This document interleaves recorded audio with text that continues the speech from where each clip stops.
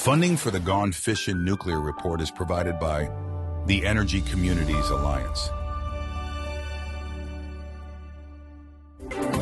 Welcome to the Gone Fission Nuclear Report, your one-stop source for all the latest news from the Department of Energy's Environmental Management Program.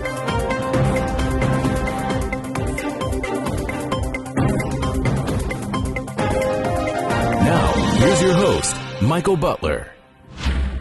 Hello, and welcome to the Gone Fission Nuclear Report. Today is Monday, October 7th, 2024.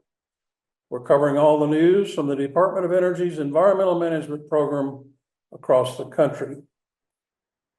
And we thank our friends at the Energy Communities Alliance for being presenting sponsor for today's episode. ECA, Local Concerns, National Impact. If you haven't subscribed to the Gone Fission Nuclear Report, we invite you to do that now. In this week's episode, we focus on an initiative by our presenting sponsor, the Energy Communities Alliance. ECA represents communities that host Department of Energy facilities nationwide. The organization is in tune with the pulse of those communities and works actively with community leaders and elected officials to ensure their concerns about cleanup are recognized and addressed by DOE management.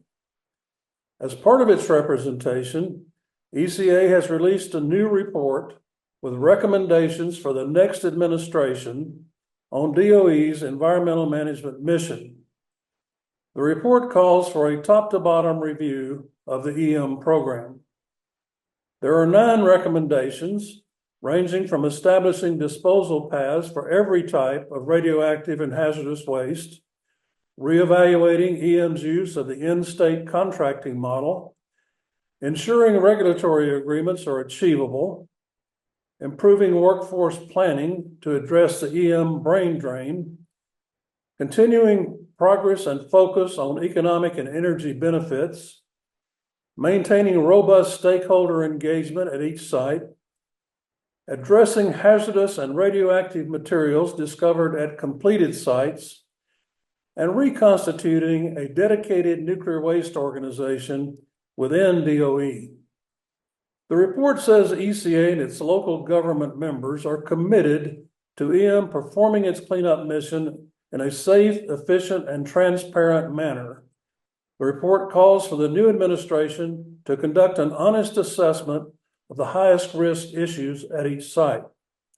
The report states the next administration has an opportunity to make a lasting mark on U.S. history and to aid those communities that have done so much for the country by prioritizing the EM mission and ensuring its strong performance. To read or download a copy of the report, visit the Energy Communities Alliance website at energyca.org. At the recent National Cleanup Workshop in Washington, I had a chance to sit down with ECA Executive Director Seth Kirshenberg to discuss the report in more detail.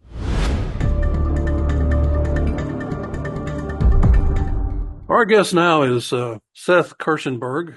Seth is the Executive Director of the Energy Communities Alliance and has been a guest on the podcast before, and we're glad to have you back. Welcome back, Seth. Great to be here, Mike. Absolutely. Well, we have an election coming up in a few days, and a new administration coming into office in January.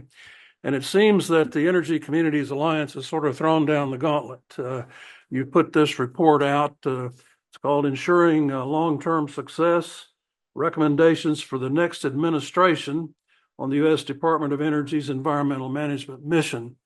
And basically what you're doing with this report is calling for a top-to-bottom review of the environmental management mission. And I'm wondering why you're doing that and what's the reason for putting a report out like this now? So experience has told us that one of the most important things that you can do when there's going to be a change in an administration, which we know that there's going to be a change regardless of who wins, to make sure that you have briefing materials and you identify clearly your message to them. And so you do it both in a summary form and you do it in a detailed form. to identify the changes that you think need to be made. It's also a great time to be able to step back and look at a program that has had successes, and then also currently has a lot of challenges. And we need to make sure this program works because its mission is very important to ensure the cleanup of these particular sites. There's a lot of opportunities, but we wanted to go back and identify for the department where we see some of the challenges, where we see some of the recommendations to move forward, and then put that in a succinct paper that can be used for the next administration. Well, I think all of our viewers and listeners know that ECA, the Energy Communities Alliance, works with all the local communities around DOE sites. And you point out in your report that the work performed at the sites dating back to the Manhattan Project resulted in a significant environmental liability that directly impacts the health and economies of the communities near the DOE sites. And you have 9 recommendations that you made in the report, and I'd like for us to discuss those during this segment. 2 in particular, starting with your recommendation that the current in-state contracting model that DOE uses be revisited, reevaluated. And it says here, so that more funds are available for actual work. Can you tell us what you see as the problem with the in-state contracting model now, and how it needs to be reworked? So, I mean, when we talk about in-state contracting, we have to realize that when the department created it, it's really a term that they use to give the impression that we are really just focused on the end state. But GAO did a report and they analyzed it, and they basically identified that it doesn't focus just on that end state. And when the Department of Energy really changes what it does and controls contracting or controls the way it operates, most of the people who work at the sites are contractors. So ECA wrote a report called Changing Course, the Case for Sensible DOE Acquisition Reform, where we analyzed all the different types of contracting that the department had utilized in the past for successes. The most successful sites have really focused on making sure that you have a clear mission as you're going forward for the individual projects. The contracts, that we looked at, had simple cost schedule targets with a informed fee that was easy to understand, with powerful incentives to the companies to reach their goals. And the department came up with those goals. They utilized community input for those particular goals, and we think that model is still a good model. There's a lot of models, and as the communities, what we care about is that the sites are accomplishing their goal. They're doing it efficiently. They're utilizing the limited amount of money that they have available to really go to the bottom line and clean up these sites. And we want to ensure that the federal investment protects human health and the environment in the end of the day. And we think that there's better models. Mm-hmm. Well, some of the criticisms that you have in the report about the in-state model is that we've often seen progress stalled. The task orders are kind of at the center of the in-state model, where the companies, the contractors, are given tasks to do, and that's kind of how their success is measured.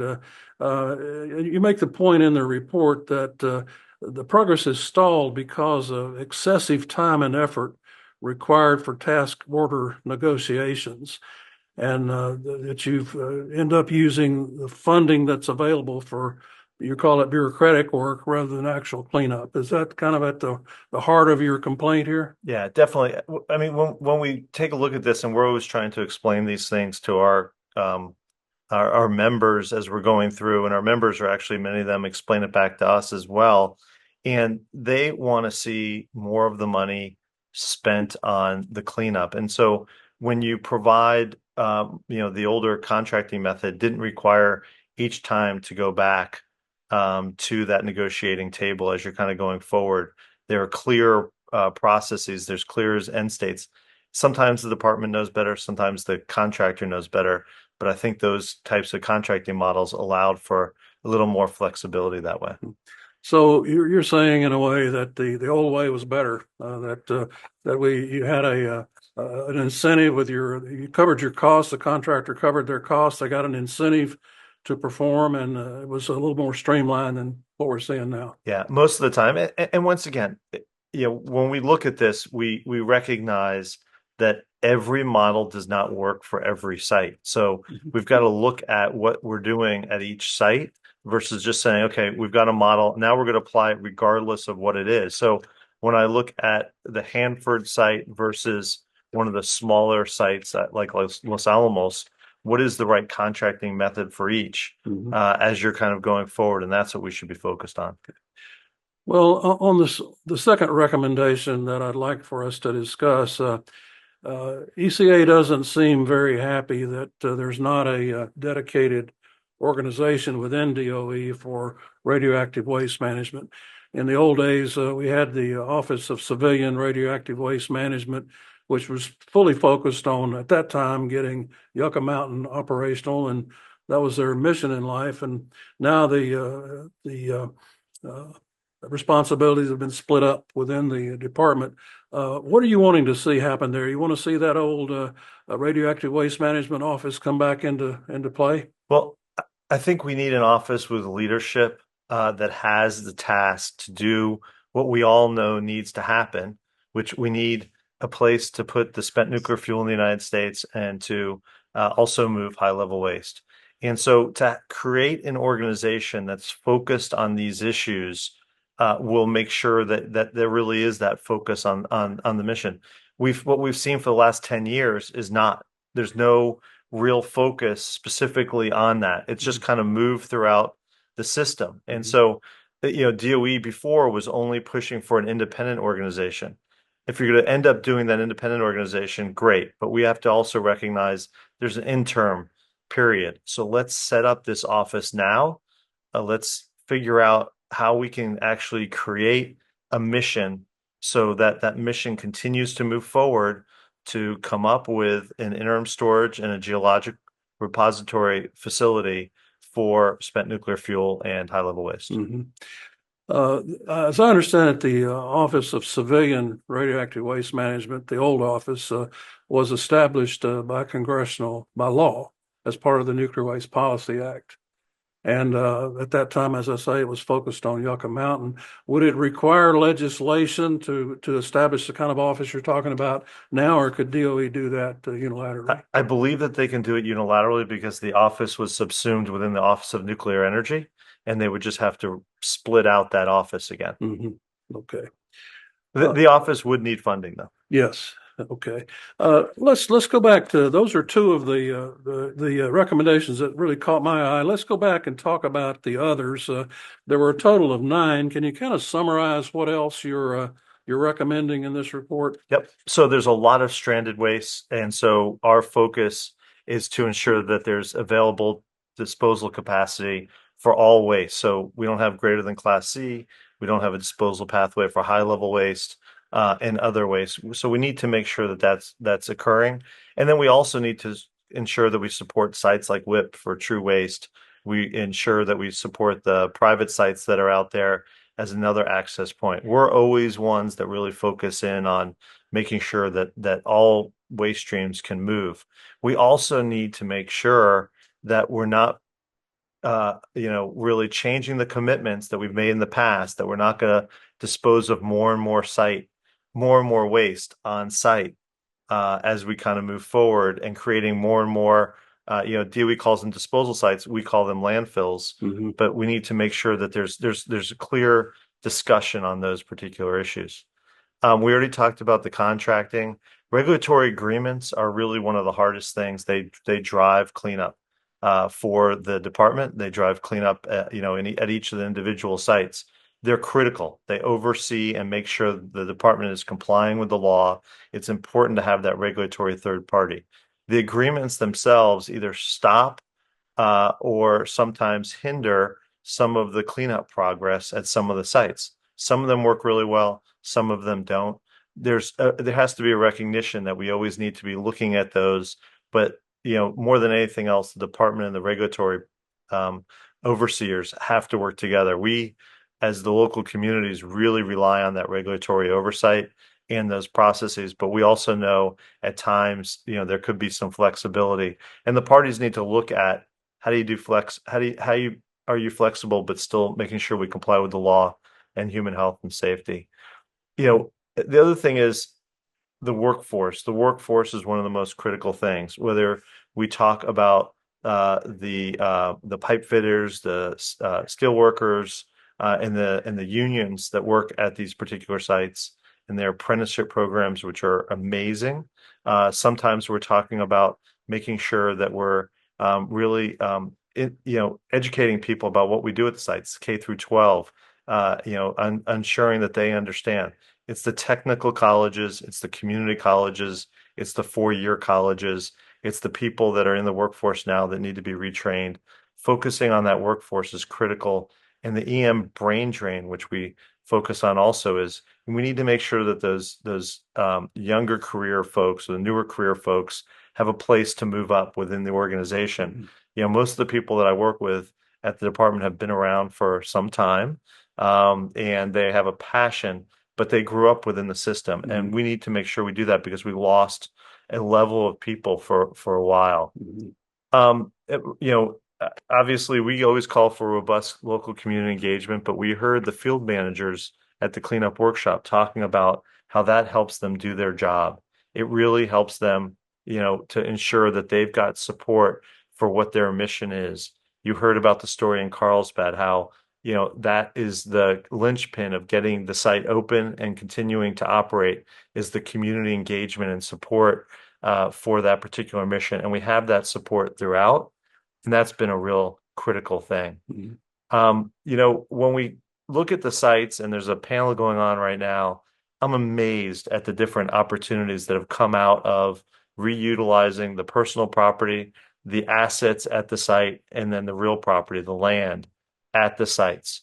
You've got new nuclear development going on. You've got uranium enrichment being looked at, and they just picked the Oak Ridge site. Mm-hmm. You've got new clean energy development projects going up all over the place. And you always had those at the different sites. You've got research, you've got new businesses opening up. So these assets now are really turning into part of the community. And then the last one that I really want to focus in on is really, we need to recognize that all the cleanups that occurred over the last 35 years, they don't all work. Mm-hmm. And so we're starting to see, in some cases, we clean up to risk-based levels, which means we leave stuff in place. Some of them we review through 5-year reviews, some of them we don't, and sometimes we find new stuff. Mm-hmm. And so we recently had at one of our communities, there was actually found materials. It exploded. They called the fire department. Fire department responded, secured the site. They called the Department of Energy. They said, "Hey, this is likely yours." Department of Energy didn't take any action. The community kept asking and asking, and it ended up being a pre-World War II canister with a swastika on it that had exploded at the site, and it's obviously DOE's issue. Mm-hmm. The community ended up, starting to do the investigation, which is not the right thing to do when you've got a small local community and DOE is no longer there. We got a policy back from the department saying, well, community, you have to be responsible for that everywhere. That's not our responsibility anymore, which is the wrong answer. We don't think it's legally correct. Mm-hmm. And so we want the department to look at that. But it brought up the issue of what happens at these individual sites when something happens later on. Mm-hmm. And so we always need to ensure protection of human health and the environment. And we need to ensure these risk-based cleanups are safe forever, mm-hmm. Not just for 10, 15, 20 years, mm-hmm. but forever. So mm-hmm. that's a critical piece that we want the department to really look at. Well, you have your finger on the pulse of what the communities are thinking. You're in regular touch with mayors and county commissioners and business leaders at DOE sites around the country. What is the mood of the communities generally right now with respect to the work that EM is doing? Is it a supportive environment, or are the concerns rising, or what? How do you read things right now? So they met with our board, which is all local elected officials and economic development people and CRO, Community Reuse Organization. and they were very positive with Candace. They talked about opportunities. Candace being the new EM1. Sorry, the Candace new, Robertson. yes, Yeah. thank you, the new EM1. Right. But they were very positive. They were very, they talked to her about opportunities that are occurring because of the work that's being done in EM. So to answer your question, it's very positive, and I think there's a lot of support for Candace Robertson as the new EM1, and they just see a lot of opportunities. What do you want? How is this report being distributed? How are the public accessing it? So we sent out a press release last week. We sent it out to states, tribes, and local governments that we work with, and we asked the organizations to send it out to others. We've been sending it out. We have well over, I think, 1,200, 1,500 people now on our email server that we're in constant. We handed it out here at this meeting. We had 800 people at the National Cleanup Workshop. Yep, and we're going to continue to push it out. We're going to try and meet with both teams before the election on Democrat and Republican side that we know that would be part of a potential transition team. And then once the new team gets in, we're going to sit down with them and talk to them about these issues. So your goal would be, once the new administration is in place, that they are able to know about these concerns that you're raising and take action to do the kind of comprehensive review that you're asking for the program overall. Correct. Yeah. Okay. Well, Seth, thank you very much for joining us on the podcast today. This is a very interesting topic and very timely, and it'll be interesting to see how things develop over the next few months. Thanks, Mike. You do a great job with this podcast. We really enjoy it. I appreciate that. Thank you. Thank you. Funding for the Gone Fission Nuclear Report is provided by the Energy Communities Alliance.